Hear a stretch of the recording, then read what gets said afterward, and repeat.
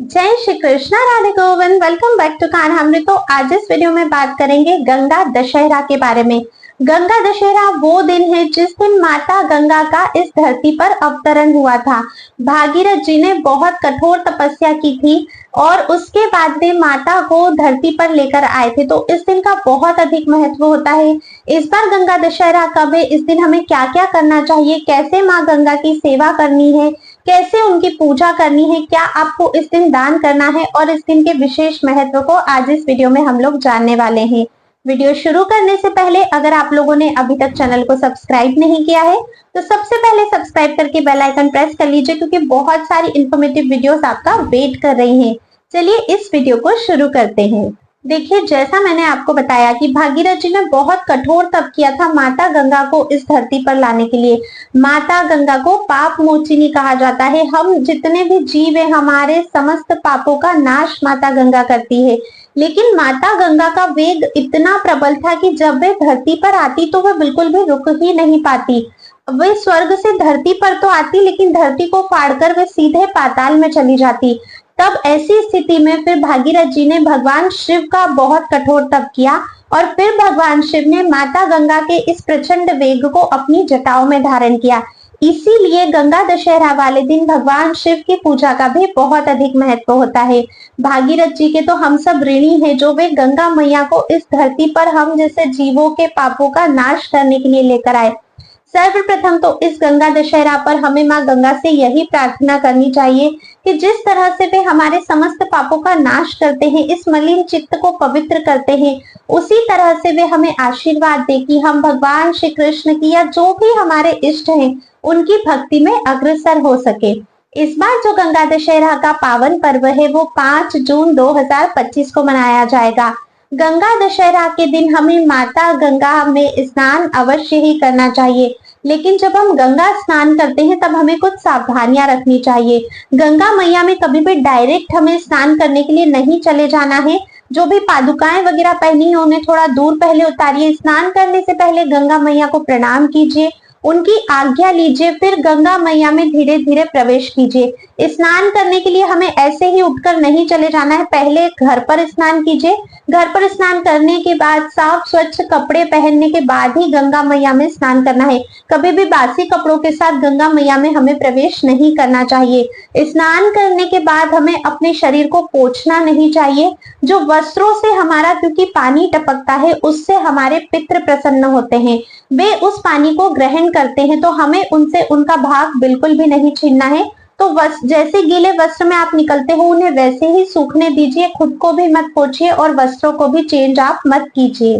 तो ये कुछ सावधानियां हैं जो गंगा स्नान में हमें रखनी चाहिए। स्नान आदि होने के बाद प्रेम पूर्वक गंगा मैया की आराधना कीजिए, मतलब गंगा मैया की प्रेम पूर्वक आरती कीजिए।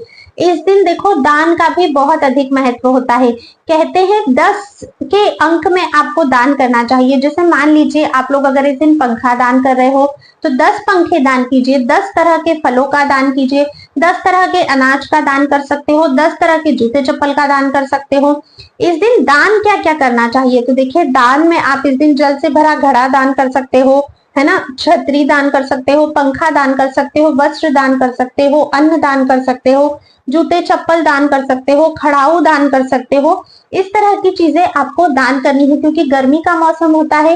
इस मौसम में जो सामने वाले के काम है वही आपको दान करना है। ऐसा ही दान करने से आपके दान में वृद्धि होती है।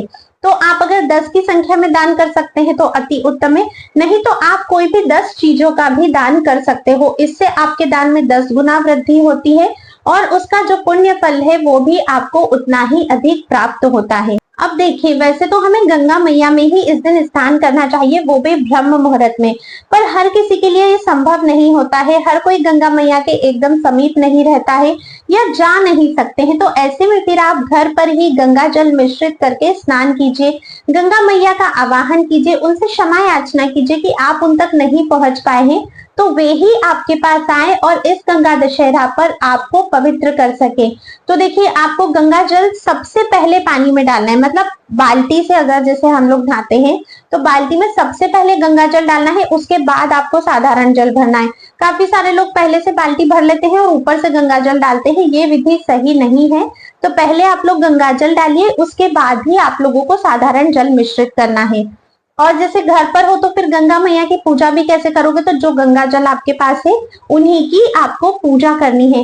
नहीं तो भगवान शिव की जटाओं में जो गंगा मैया है आप उनकी पूजा भी कर सकते हो। इस दिन शिव शंकर की पूजा करना भी बहुत बहुत सर्वोत्तम होता है। तो आप किसी भी शिवालय में जाकर शिव जी के ऊपर दूध, कच्चा दूध और पानी और कुछ मीठा इस तरह से जल का निर्माण करके उनका अभिषेक अवश्य ही कीजिएगा।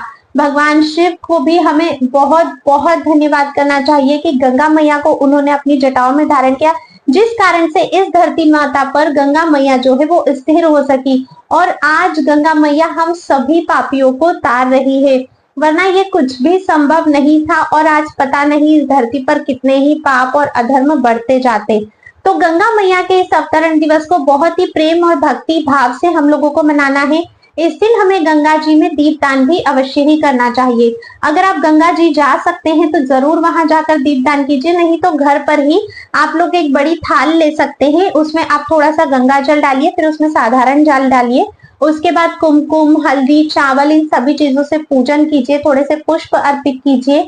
उसके बाद आपको दीप छोड़ना है, तो आप 5 दीपदान, 7 दीपदान, जिस भी हिसाब से आप लोग दीपदान करना चाहते हो, या तो आप दोने में दीप तैयार कर सकते हो या किसी पत्ते पर आप लोग दीप तैयार कर सकते हो और दीप जलाकर फिर आपको छोड़ने हैं पानी में और उसके बाद थोड़ा सा पानी को खसकाना भी है, जिससे वो दीप जो है आपके चलते हुए रहे।